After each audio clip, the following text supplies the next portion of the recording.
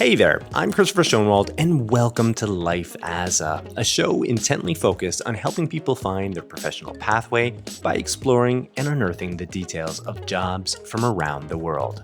Before we get into today's episode, I just want to throw this out there. I have a channel over on YouTube, Life as a ... which basically hosts highlights from these audio conversations that I have with these great guests. They typically run 10 to 15 minutes, and they're there to kind of present a different vantage point. For people that aren't into audio, aren't into podcasts, but are still looking for career advice, ideas, help, all that great stuff, send them over to YouTube. Like I said, Life as a ... And if you do get over there, I would love that like or subscribe. I mean, it's the best way to let that algorithm know that the content is worth sharing and should be out there. So anyway, I do thank you for letting me plug this a little bit, but I think it's about time to get into today's episode.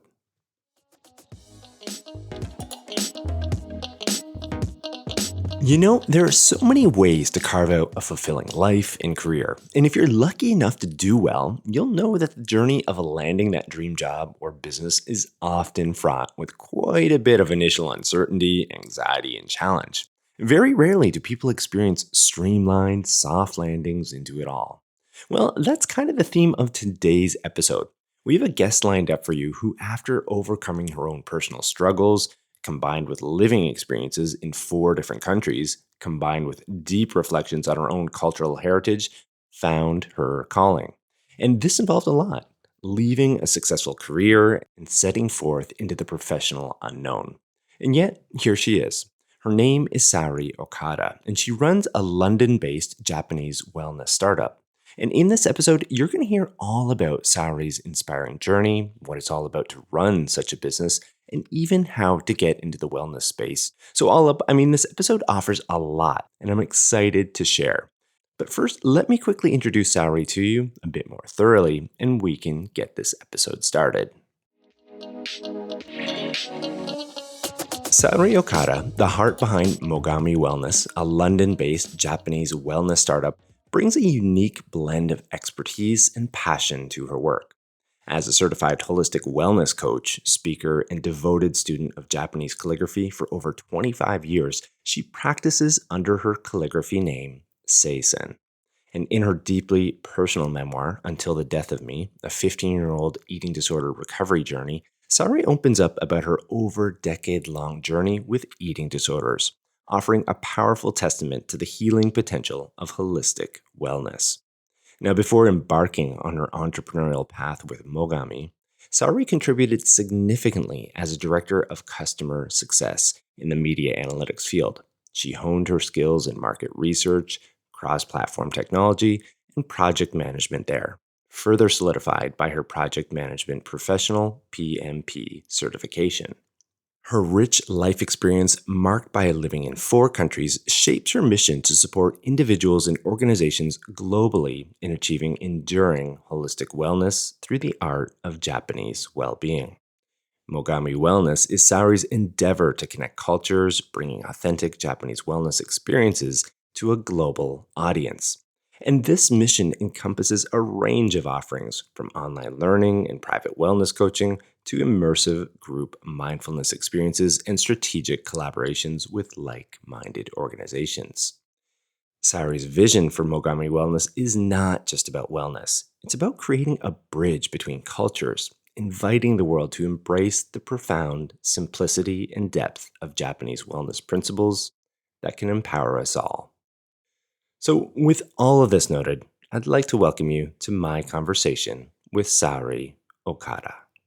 Yeah, so welcome to the program. How are you doing today, Saori? I am doing very well, Christopher. I'm excited to be on. Yeah, likewise. I'm quite excited to have you on the program here. I do have a bit of a bias here. This program is global in nature, but I myself have been in Japan for about 21 years now. So any chance I get to kind of promote the country, the culture, and everything it's about, I think I really relish those moments, and that's one of the reasons I'm really excited about this conversation, because I know that is a big part of you and your business, obviously. So with all of that in mind, maybe we can jump into things. I do have this first segment lined up. As my listeners know, it's called Coloring Wikipedia. And basically, I just read off a definition of something related to what the guest does. And I went with wellness for you. I'm going to forewarn you, it's a very simplistic definition, but I'm hoping based on your experiences, you can kind of fill in the blanks for us. So, does this sound all right for you? Yep, that sounds great. All right. Wellness. Wellness is a state beyond absence of illness, but rather aims to optimize well being. There it is. Short and sweet. First take. What do you think of that? I mean, I think it does a great job at providing an overall definition to something that I think is, to your point, quite vague. And I think it can mean so many definitions to like different people. So I think it's actually really interesting that you bring it up because the first question I ask to a lot of my clients or my people I coach is, how do you define wellness for you? Because it's going to be different. And that's really an important part of that conversation. Yeah, absolutely. I think wellness, at least from a layman's perspective here, I think it's a term that people, like you said, like people are familiar with it. But unto itself, it is vague in nature. So, like, what does it really mean? And that's kind of what I'm hoping to get at here. Like, I mean, for you personally, I mean, obviously you have a business built around this and you have some, defined opinions on this. Well, what would you say it means?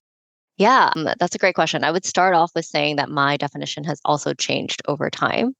And as I've gained different experiences as well as education and also different perspectives. So I would say growing up, I always thought that wellness was really about your physical well being. So what that means is how I look or what I put into my body, the exercise, the diet. That was really how I defined wellness. And after a point, I know you shared in your intro that I went through various eating disorders, and that was really centered around this idea of focus on my physical well being. And it hit to a point where I was so unwell in the sense of beyond my physical. And what I realized was, maybe there is a different definition of wellness that is beyond the physical. If that was the case, then what does that look like? So that's really where I became more curious about what is wellness? What does it mean? How, is there different types of information that I can learn from? Because right now I am so unwell, even though I'm in the best shape of my life. I look great. I feel awful. There must be something off. And so now now how I define wellness. So, as you mentioned, I did go through a training in holistic wellness. And that's really the pillars that I use to help define wellness. So when we think of holistic wellness, it means that there's three pillars. There is your physical well-being, there is your mental well-being, and there is your spiritual well-being. And what I found really fascinating is that after I gotten better holistically, I finished my training, I then looked into my own culture of Japan. And what was really interesting was that there are so many wellness aspects that are part of more than that physical. We're very spiritual in Japan. And I honestly just didn't have the vision to be able to see it or appreciate it. That's really interesting. Like, I like how you led off into all this, like this notion of space and time, and how that affected your view on all of this, and how it sort of like became refined based on your own experiences. Being within Japan, of course, and then also internationally. And these are things that I'm keen to dive into further in this conversation. And I'm sure we will. But before we do that, like you said, I did mention off the top a little bit about you and your business, but perhaps you could share a little bit more. Yeah, absolutely. So Mogami Wellness is the company name, and the mission is really to empower holistic wellness. And these are really rooted in Japanese wellness principles. Christopher, perhaps throughout your long time in Japan, but there's a lot of simple longevity wellness principles that I think are embedded within Japanese culture, which has also helped it become a longevity nation. And it is my belief that everyone in the world can benefit from such principles. And our mission is really to help educate people with authentic Japanese wellness principles so that they can make, tangible, actionable changes to their lifestyle because, wellness is something that happens every day. So small lifestyle changes that you can make. And that's really what Mogami is focused on. Yeah, I love that. And it's also been, I think it's like striking a chord right now. I'm sure well aware. I mean, Japan as a nation right now, I think is attracting a lot of interest from overseas. I mean, inbound tourists are coming all the time. It's continually breaking your record numbers year in and year out. So there is this interest. And then also too, I think there is, it's common knowledge that Japanese have always had, that longevity type lifestyle where some of the highest rates within the world. So now I think it's pairing up now some of these things, and and also I guess like what your business is about is recognizing some of this and teaching some of these things to others. Yeah, I can see the value in all of that, and maybe to add some further clarity to this, we could step into another segment, a day in the life. This could be a difficult question, but all the same, like when you are, I don't know, engaged in a typical day or a training, like what types of things are you getting involved in? What types of things are you spreading awareness about relating to, wellness and Japanese culture? Yeah, absolutely. I will say that no day is the same. Being an entrepreneur, I feel like I get to wear many hats, and that's something that I've come to learn to appreciate. But I will say, so Mogami, we are centered around 5 wellness principles, and we really focus on delivering that in different mediums. So whether that be private coaching, that whether that be group events, I think they're all rooted on those five. And so one of them I think most everyone may have heard of. It's called ikigai, and it's the Japanese word for purpose, which I feel like a lot of people have seen and adopted in different coaching models. But I try to focus on the authentic definition of that, which maybe we'll dive into a little bit deeper. And then the second one is body and soul care. So what I mean by that is in Japan, when we say we take care of themselves, we have a kokoro, which is our heart, and then we have our karada, which is our body. And that's really the definition of a human in Japan. So when we think about, Mogami, it's more like how are you taking care of your body and then how are you taking care of your soul? And we have specific frameworks around that to help you, dissect what that means a little bit. The third one is forest bathing or shindin-ryoku. And perhaps you've heard of this one, I Christopher. have, yeah, yeah. Yeah. So it's the art of mindfully spending time in nature. There has been a lot of studies that have proven the health benefits for this, but it's really about teaching how do you spend time mindfully in nature. A lot out of it is really focused on our senses. So it's about when you step outside, can you focus on your five senses and really have a moment of presence because this has a lot of health benefits. And then just to round it off, the fourth one was wabi sabi authenticity. And, wabi sabi, you may have heard of this. A lot of people know of this in the design context, but to me, I think it's a lot more than that. I think it's nature's guide to helping us understand how to be authentic. So this is one where we understand that nature is the ultimate form of authenticity, and we should really follow the same principles. And so that means that we are meant to be imperfect, we are meant to be impermanent, and we are meant to be incomplete. And so it's about really either I teach this through my private coaching or these group coaching where I work with organizations, but this is really unlocking that, trap us from being authentically ourselves.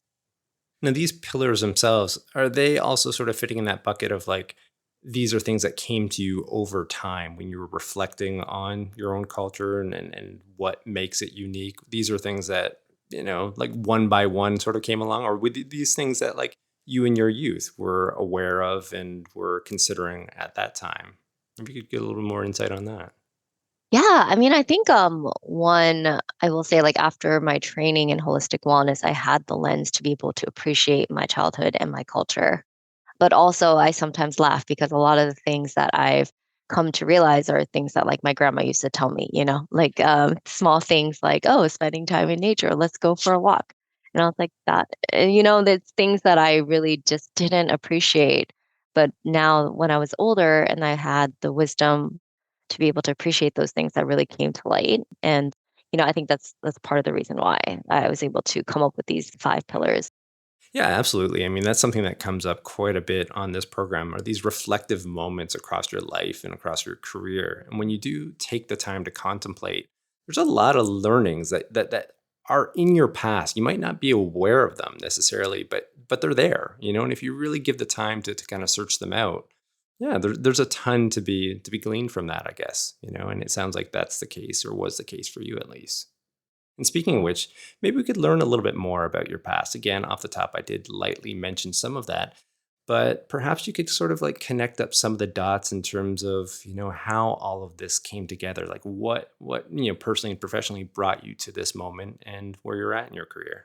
So I will say I never envisioned that I would have my own company in the UK. I really didn't envision that. I will say, like growing up, I was very much that, perfectionist growing up. I thought that I had to be this model student, not because my parents pressured me per se. It was more really it was coming from inside of me because I felt that, to be good enough, I had to get good grades and I had to go to a good school that led me to go to the University of Virginia. That was simply because it was the best undergrad business school that I got into.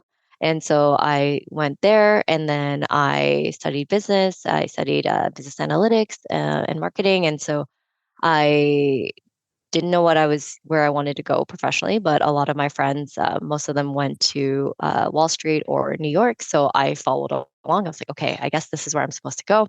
So I went to a market research data company, and then I was, progressing in my career. And so I will say for the first part of my life, I really don't think I had a lot of intention or thought around my personal desire to do things professionally. I was just doing things because I thought that this was what I was supposed to do, in my job. Like, okay, go to a good school, get a good job, do well professionally, and then what? In thinking of reflection points, I eventually became a director of customer success, and there was many things that I enjoyed of from that job, but I couldn't shake this feeling that I just don't think this is what I'm meant to be.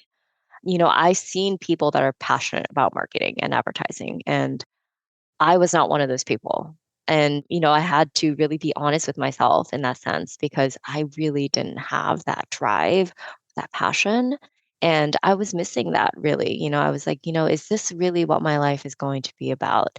And then on top of that, I mentioned earlier that I was going through my eating disorder recovery. And I think that's really where once I got better, I was able to have more mental space to be able to think about what I really wanted to do. And then it was also about understanding that I am already good enough. I don't have to achieve certain things to feel as though I have to be a certain way to be good enough as a person. But it's unlocking those kind of boundaries and then understanding, okay, if I fully accept who I am, which is a combination of being Japanese, but also having that international experience, how can I contribute positively to the world? And it was really through those connecting points where I did a lot of reflection. I did a lot of work on myself, and then I decided that I wanted to live authentically and in alignment with who I really was. And once I accepted that, I realized that a lot of the things that happened afterwards, like moving from New York to London, to starting my company, of course, it has its challenges, but I feel like I've found so much fulfillment because I could truthfully say that I'm living authentically as myself. Yeah, yeah. It sounds like aside from the reflection, just a lot of self discovery in there as well, right? Like connecting again, as you, I think that was the word you use, connecting to yourself or your authentic self at least, and trying to find who that person was. And I'm guessing here too, it took a bit of courage. Obviously, like it's one thing to say this right now, but to like give up a successful career, at least on paper, to start going after something that's a little bit unknown probably at that time for you. Like you must have had some sort of like intuition or gut feeling like this was the way forward, this is what you needed to do, but that path was still fairly unclear, I'm guessing, at least initially, right? Absolutely, yes, it Yeah, was terrifying. yeah, I guess that's what I'm And driving at. Yeah. yeah. Yeah, and I think it's okay to be scared because I've Hmm. talked to other people that are maybe in their career, but they feel a sense of, they want to either change or they don't feel that sense of fulfillment but they don't really know if they could make the change. I think it's actually really important to acknowledge that it is scary Yeah. and it is not, it takes a lot of courage. And so I would also say that it took me a long time to make the jump. So I don't think, you don't have to, quit your job and move countries tomorrow. That doesn't have to be your path. For me, it actually took a really long time. So I was in my holistic wellness school while I was working. I did it on the weekends. And then also from there, I also tried to make sure I did a lot of financial planning so that I was able to be in that position where I could do something that's more of a passion project. And so it really did take me maybe like 2 years to make that jump. And so, I feel like if people are wondering about, making a change, I think it's okay to be patient with yourself and to try to explore things. It is a scary decision for sure. Yeah, absolutely. And the reason I bring that up too is this notion that I think a lot of people have that once they have that career, that's it. Like they're stuck on those rails essentially. which obviously isn't the truth. I mean, you can make these tough decisions. Sometimes are going to be better. Sometimes it might lead to something that doesn't work out in the best way. But I'm guessing that when you were doing this, you were still, in maybe early 20s, maybe like still relatively young at that point. And like you can do this anytime, but it is much easier like within your 20s. And you don't necessarily have to have it all figured out and be like beelining to the top of, of your career. Like in most cases, and the people that I speak to on this program, there's several different stops along the way that if you looked at them on paper, they're fairly disjointed in nature. And that's the norm. It's very rare to have somebody who just like, gets that entry level position and just works their way up through the company. Like that might have happened 30, 40 years ago, but that's not the reality these days. But I still think people sort of like adhere to that model. But anyway, I don't want to belabor this point, but I think it's an important one for, listeners, especially those that are, getting to that stage or maybe are in the midst of all of this right now. However, I do have this other segment here, a Q&A discovery, and I do want to come back to something that you raised already, which is this notion of ikigai. And it's something that like I think a lot of Westerners right now have at least heard of. But I also understand that this is something that one is a big part of, you and your business, but also the way it's put out within Western culture isn't exactly accurate. And I'm quite keen to hear what you have to say about this because I've seen you even on LinkedIn, very politely, very politely, I might add, making a few comments and just letting people know of, well, this is actually, what Ikigai is referring to. And yeah, like I said, I'm quite keen to hear what you have to say about this. I think most people know Ikigai as the Venn diagram. It's really called the Ikigai Venn diagram. And I will say, I remember I first came into contact with this Venn diagram when a professional development training for my company, my corporate job.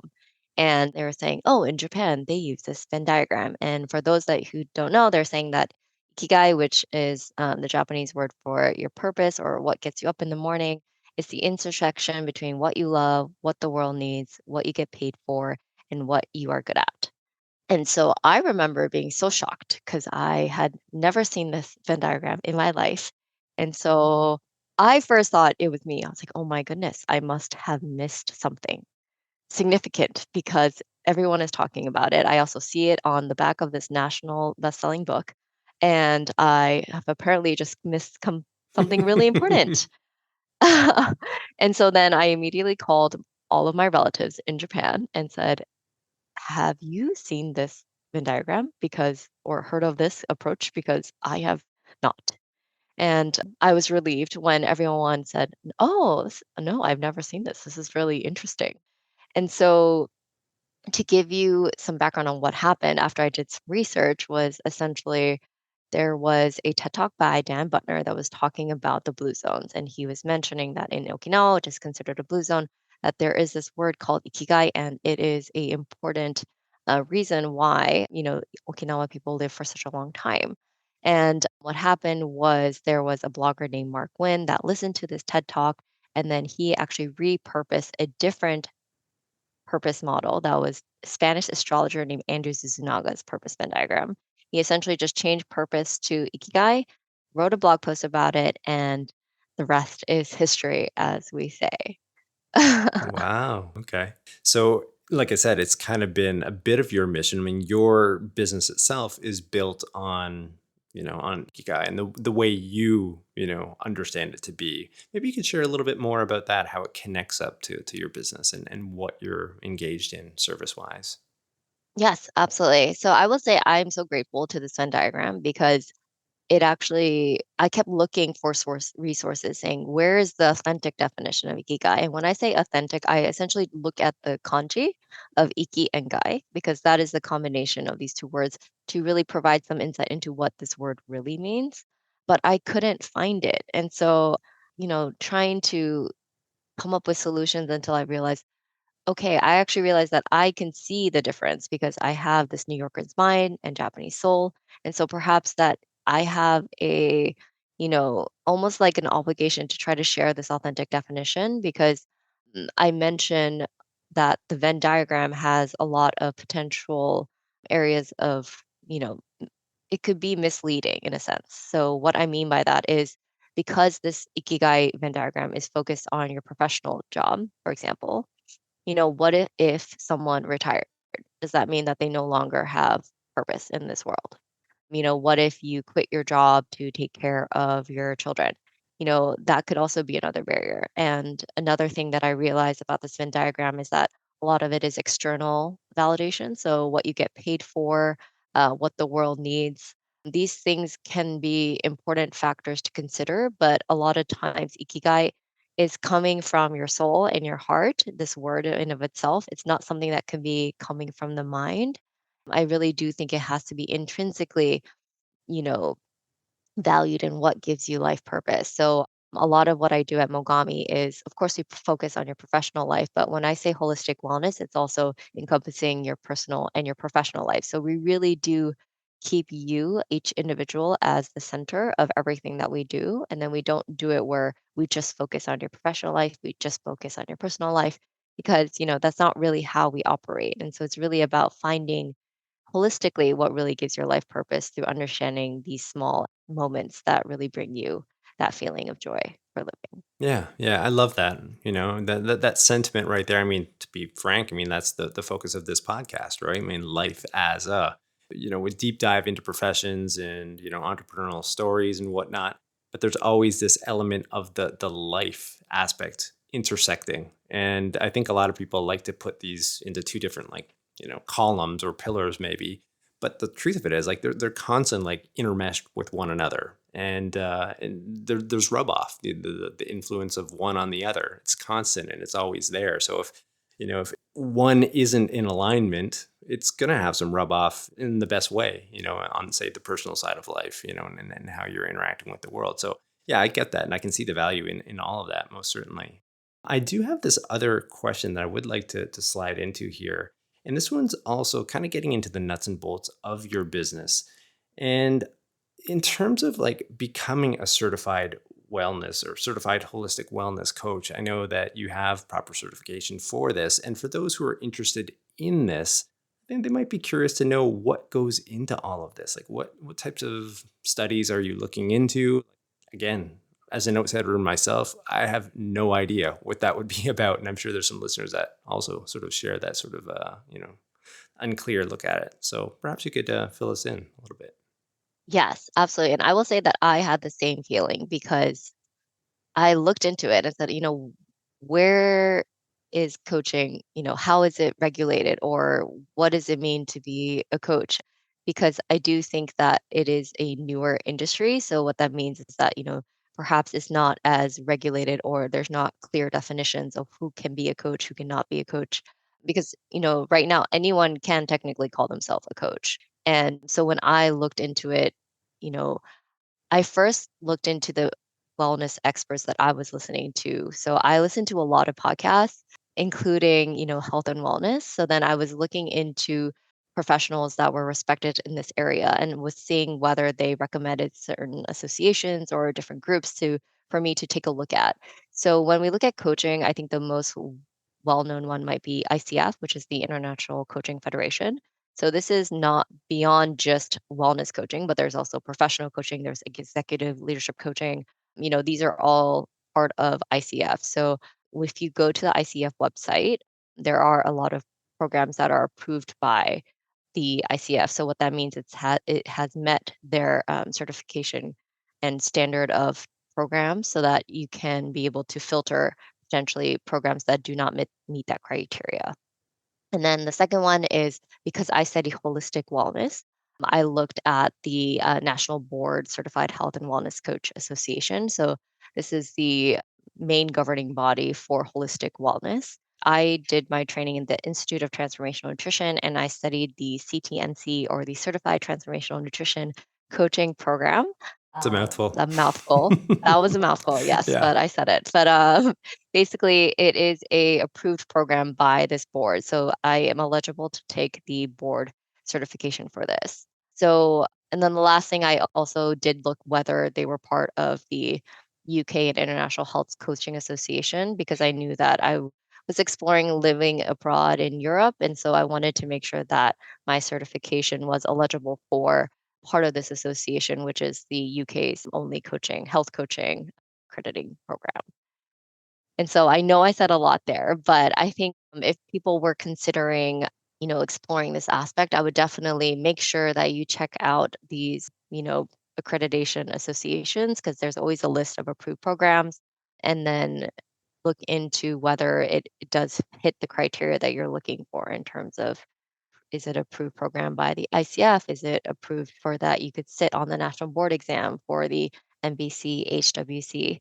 So that would be a few tips that I have. Okay. And now ICF, I think that's the big organization. That's international itself, or is that Yes, it is okay? international. All right. And in terms of some of like the courses that you could be getting into, I'm guessing here again, like wellness itself is this big, broad sort of concept. Like there's probably several different areas you could almost specialize in. Is that accurate, or is it very broad where you're kind of like dabbling in several different things? Absolutely. So you could specialize in as, many different aspects. There's anywhere from, specific to mental health. So there's a lot of, ADHD coaches that are centered around, mindfulness, and there's meditation teachers. That's a whole different realm. And then, in holistic wellness, because I studied a very broad one in spiritual well-being, physical well-being, and mental well-being, I could look into continue learning into specific aspects if I wanted to specialize in different places.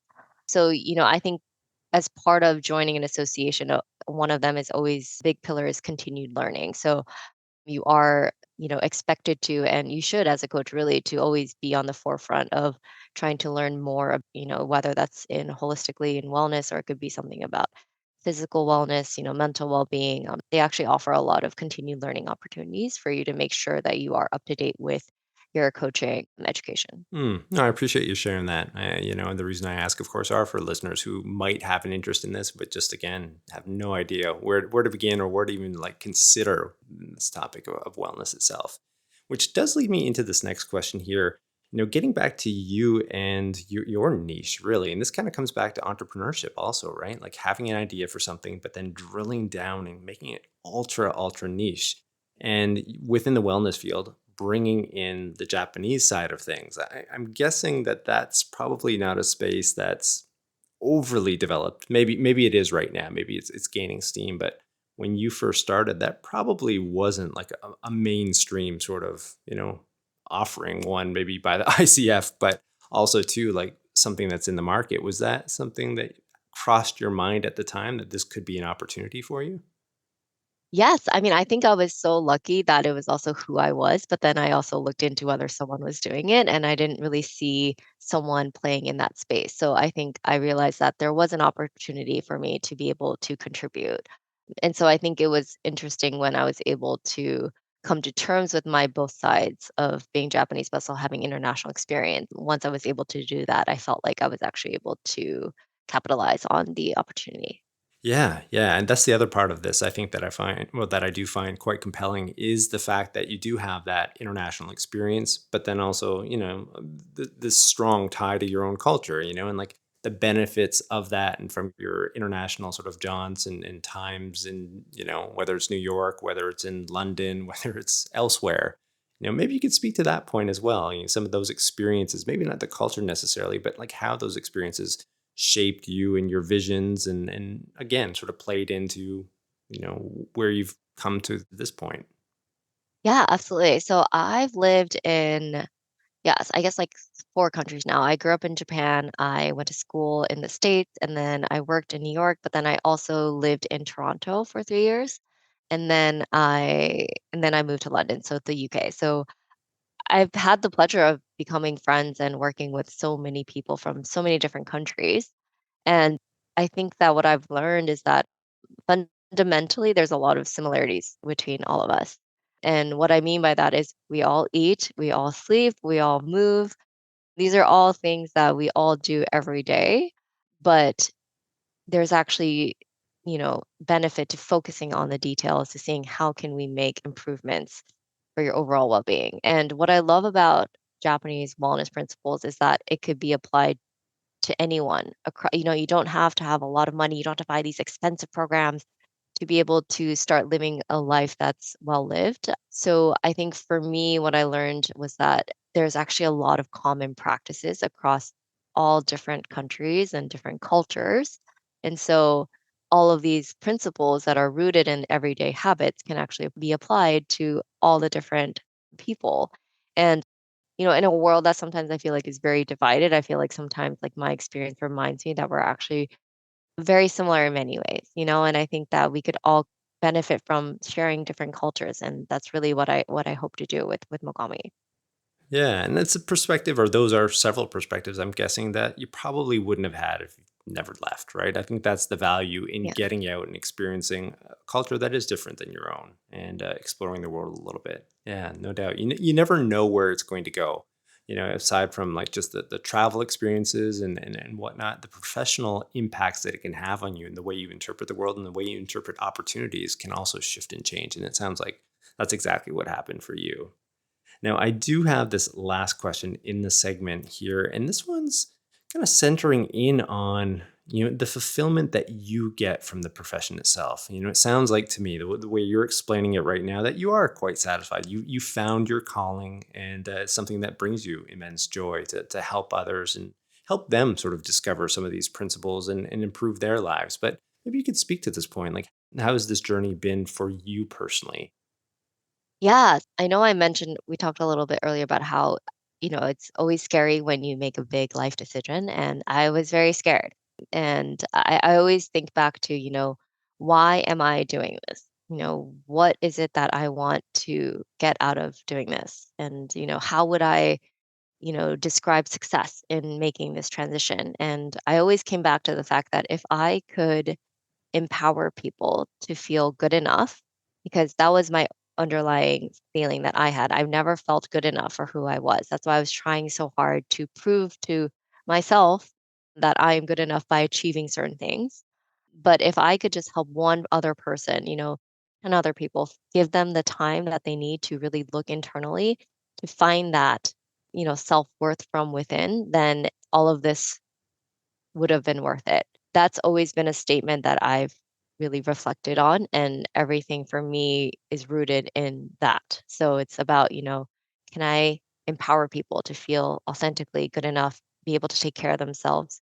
If my time is spent doing that, then I know that for me, that is what I find a sense of fulfillment in. Yeah, yeah. And like when I was considering this question, I was just thinking like just the nature of your work and what it's all about, is this really being finally in tune with yourself. I'm guessing, like just from listening to you, in this conversation, that like you're going to be deriving so much benefit from going through this process with others, and like by doing so, in a way, like indirectly, you're helping yourself at the same time, right? Like that's at least that's kind of how it's coming across to me, and how beautiful that must be. Exactly right. Yeah. All right. Well, I do have this other segment here, a water cooler story segment that maybe we'd shift into. And here I just ask, guests to indulge listeners with a story related to their work. So I'm really keen to hear what you have for us today, Sari. Yeah, I was trying to think of what story I could share, but I was thinking this idea that before when I had my corporate job, I will say that the idea of networking, you know, I would run away from. Like I just really didn't like this idea of networking. And I really, really didn't like it. It made me so anxious. I was, It's a you know, tough one, I think, for a lot of people. It's such an awkward sort of social exercise especially in the beginning for a lot of people. Sorry to interrupt, but yeah. I think that's a common feeling. Yes, and so but then when I started my company, I moved countries, and of course, I don't have a network here. So, I knew from a business perspective, I have to tackle this fear of mine. And so it was hard at first. I would always actually go to the bathroom and like prep myself. I would do a few breathing exercises, and I was like, you know what? I'm here. I'm going to spend time, connect with one person, and try to have a genuine conversation, and let's see how it goes. But I was just so amazed by the fact that my feelings of networking have changed so much over time.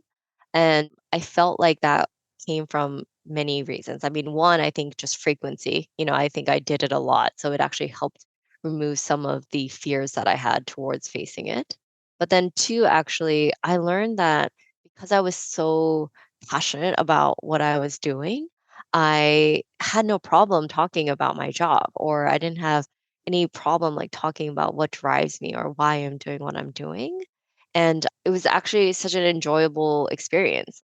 And I think when I went to certain networking sessions that also had different founders from different initiatives that were really led from passion, it was actually a completely different experience for me.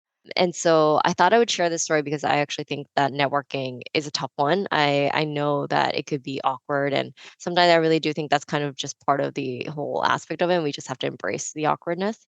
But also, kind of shifting your perspective on maybe it's not that you don't enjoy networking, but maybe it's something that's within your personal life or professional life right now that's causing you to feel that way. Because, like, for me, I knew that once I was more comfortable with myself, once I knew what I was doing, and I was living more authentically, I didn't really have that anxiety-inducing feeling that I used to have. Yeah, yeah, I love that. I love that perspective.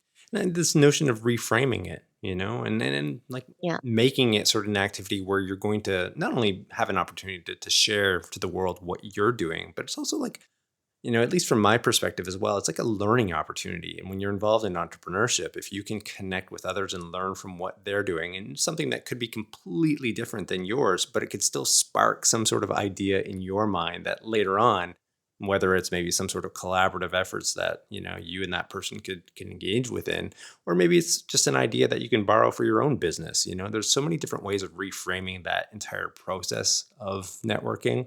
And another point too that you mentioned is just like it's practice, right? It's just getting out there and doing it, and it does become a little bit easier over time. So yeah, I think that's all great insight into networking. I'm glad you brought that up because I think it's a valuable one for people to get to know a little bit better and to understand that all those feelings are normal, especially in the beginning. exactly.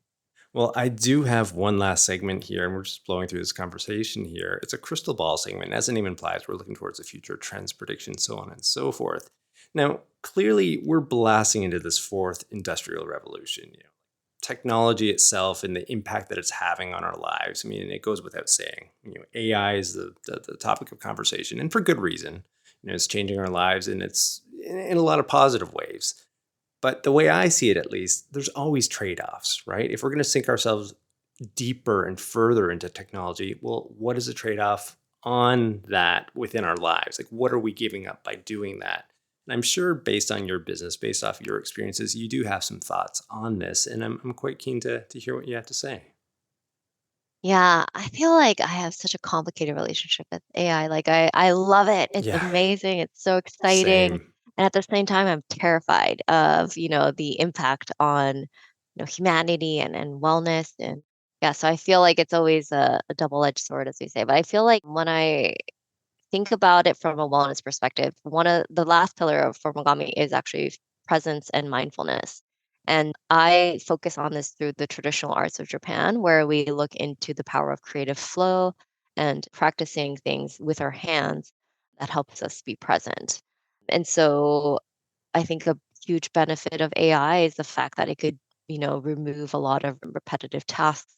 It can help us create things at a speed that we've never imagined before. But I also want everyone, I think, as part of that, to really understand what their relationship with AI is going to be and how that's going to impact their well being.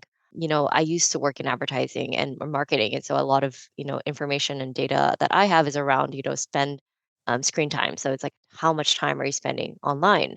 And so you can imagine that it's been an upward trajectory and people are attached to their phones, to their laptops, to their TVs.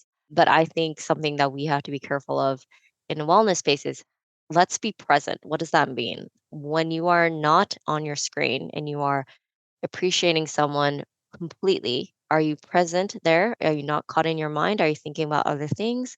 Or are you, really caught up in the screen time? So it's more about, I always think if there's one thing that you could do for your well-being in context of AI is one, first establish that relationship. What kind of relationship do you want to have with AI?